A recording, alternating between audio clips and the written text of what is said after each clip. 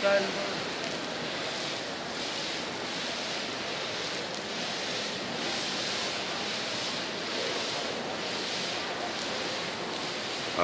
مدینه منوره کې په حرم شریف کې چې کومې چترې لګېدلي د هغې صفایي روانه. تاسو کتی شئ چې د چترې د پاسه دا دوه کسان چې کوم خدمتګار دي لګیا دي چتره وینځي او لاندې مې اوبه هم ترېنه تاسو ته وښیم چې څاڅکي څاڅکي ترې روان وي.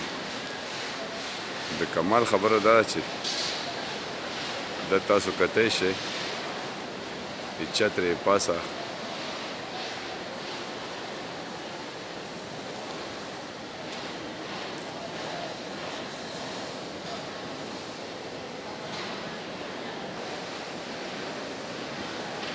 دا یو کتی شي چې برش وهي دا بل ورته پیپ نیولی وینځي.